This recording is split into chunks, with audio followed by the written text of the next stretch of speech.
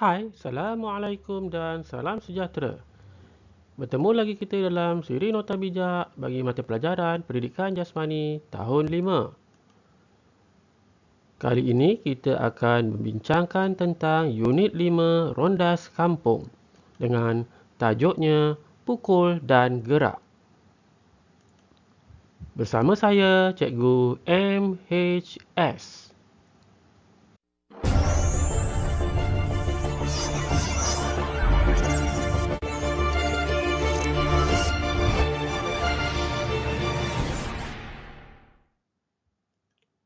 Standard kandungan kita pada kali ini adalah 1.8 melakukan kemahiran asas permainan kategori pukul dan memadang dengan lakuan yang betul. Manakala standard pembelajaran kita adalah 1.8.3 memukul bola ke pelbagai arah dan jarak serta bergerak ke kawasan yang ditetapkan. Dan 1.8.4 menahan bola ke pelbagai arah dengan alatan memukul dan bergerak ke kawasan yang ditetapkan.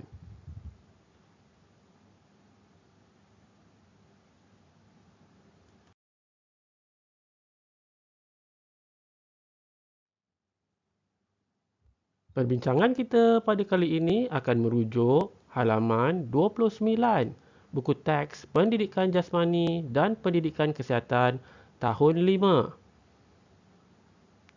Mari kita baca bersama-sama apakah yang tertulis pada halaman 29.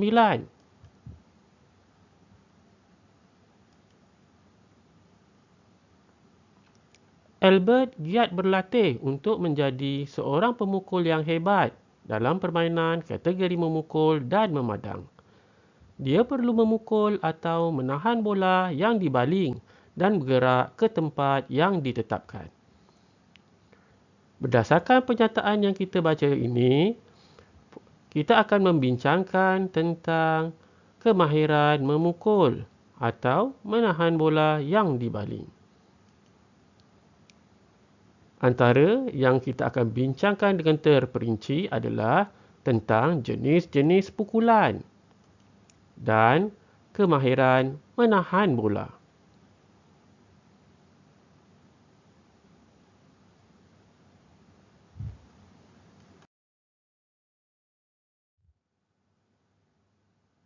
Sebagai permulaan, cikgu akan menerangkan tentang jenis-jenis pukulan yang boleh digunakan dalam permainan yang kita akan bincangkan sebentar nanti.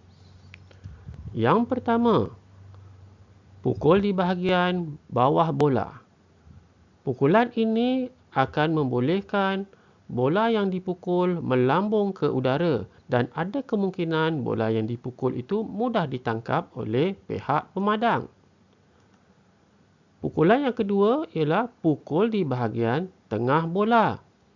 Ini adalah pukulan yang sewajarnya digunakan oleh pemukul kerana pukulan ini akan membolehkan bola yang dipukul pergi jauh ke sasaran yang dituju. Manakala pukulan yang ketiga ialah pukul di bahagian atas bola. Pukulan ini akan menyebabkan bola tidak pergi jauh, sebaliknya akan menuju ke bawah dan lebih mudah untuk ditangkap oleh pihak pemadang.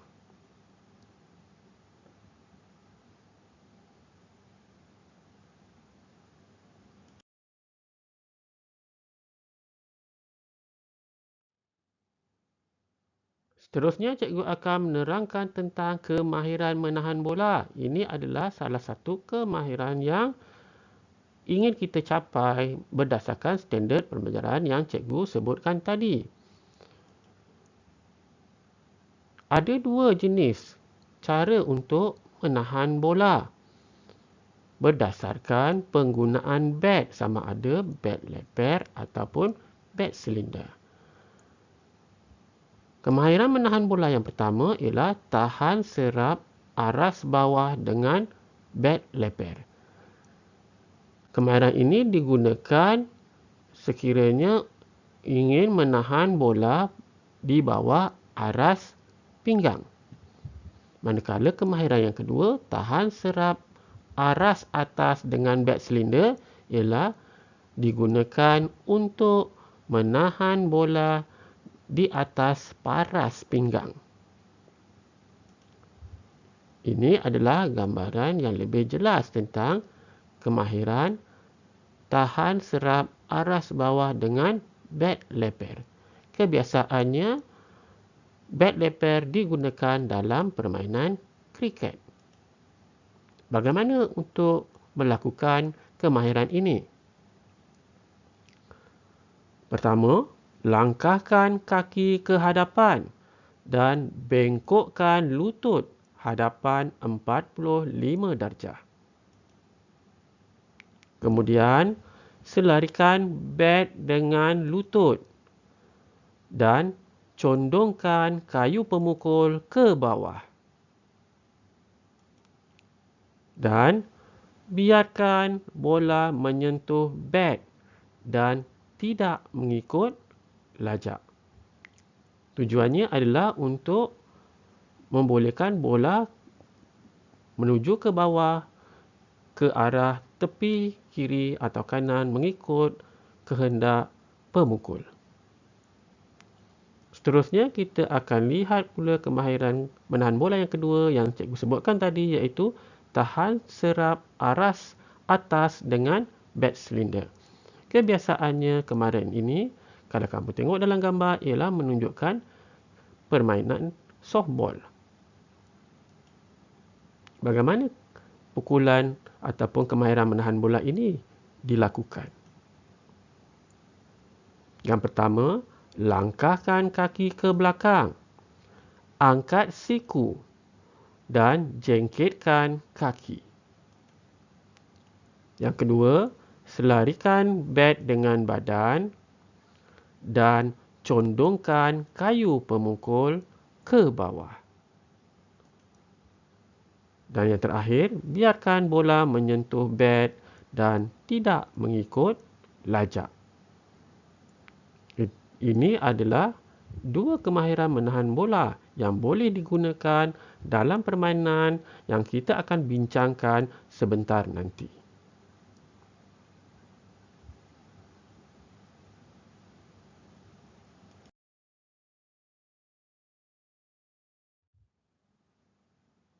Di halaman 29 buku teks, ada juga menunjukkan tentang dua jenis permainan yang akan kita bincangkan dengan terperinci.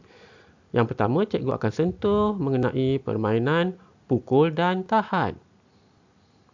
Ini situasi gambar tentang permainan pukul dan tahan. Bagaimana cara untuk bermain permainan ini? Ya, inilah cara bermain permainan pukul dan tahan. Cikgu akan sebutkan satu demi satu cara bermainnya dan kita akan lihat bagaimana ia dimainkan berdasarkan gambar yang ditunjukkan. Yang pertama, bentukkan dua kumpulan murid, pemukul dan pemadang. Apakah yang dimaksudkan dengan kumpulan pemukul dan apa yang dimaksudkan dengan kumpulan pemadang? Baik, cikgu terangkan maksud kumpulan pemukul. Pemukul ialah pasukan penyerang yang akan memukul bola dan mendapatkan bilangan larian yang tinggi. Apakah pula yang dimaksudkan dengan pasukan pemadang? Pemadang ialah pasukan yang bertahan dan berusaha mematikan pasukan lawan. Seterusnya kita lihat yang kedua, pemukul memukul bola dan berlari ke tapak. Pemukul boleh memukul bola ke pelbagai arah mengikut kehendaknya. Contoh, ini adalah antara contoh arah pukulan yang boleh dilakukan oleh si pemukul.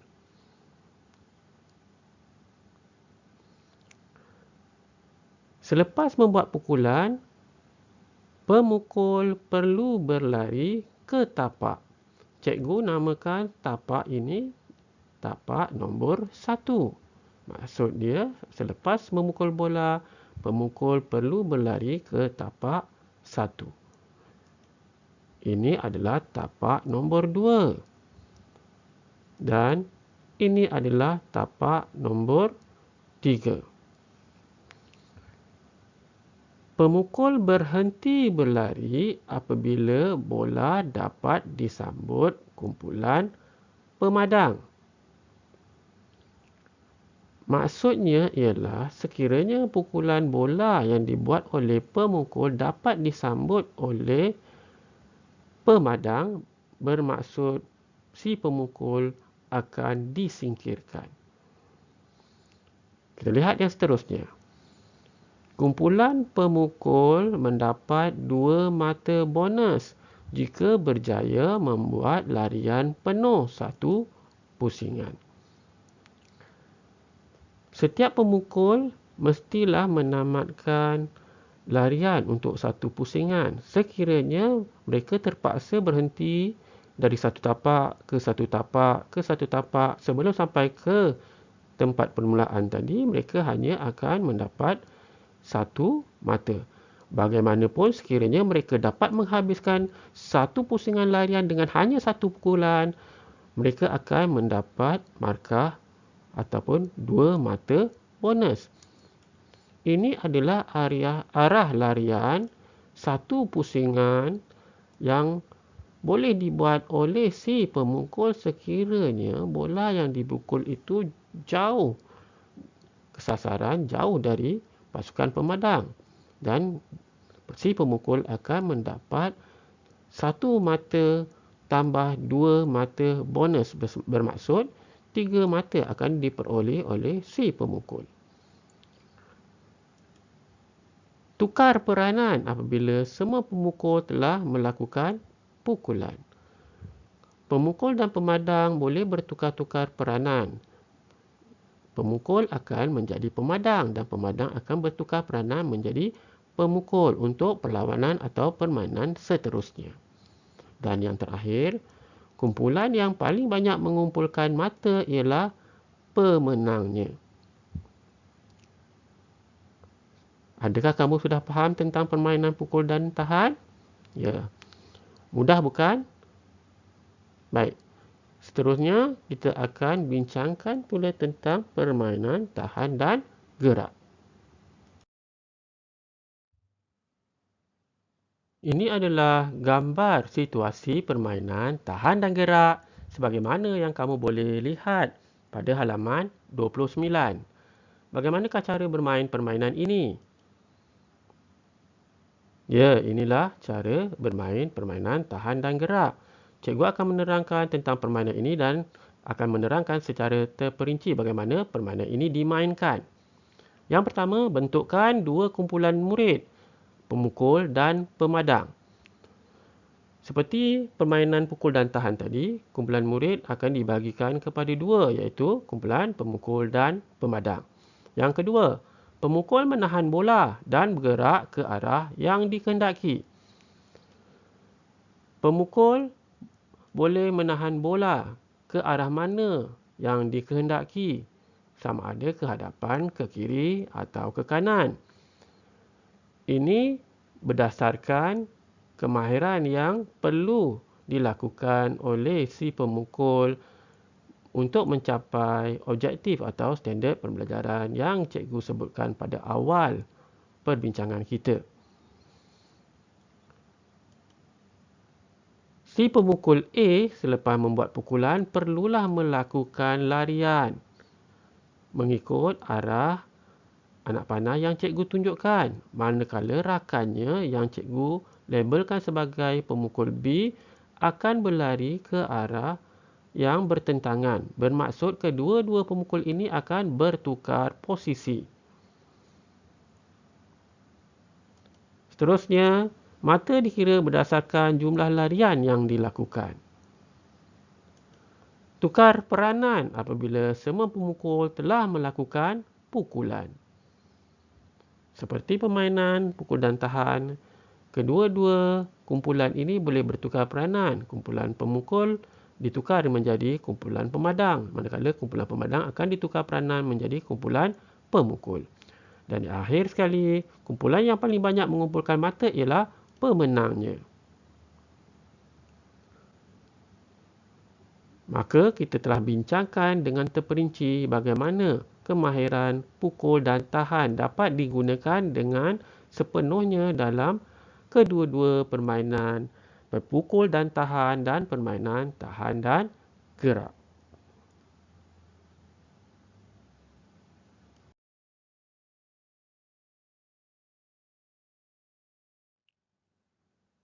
Alhamdulillah, selesai sudah perbincangan kita.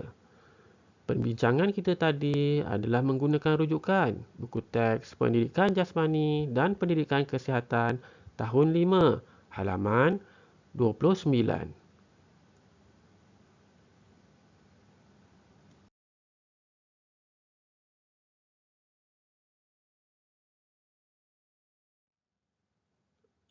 Semoga apa yang dibincangkan tadi akan memberi manfaat kepada anda semua.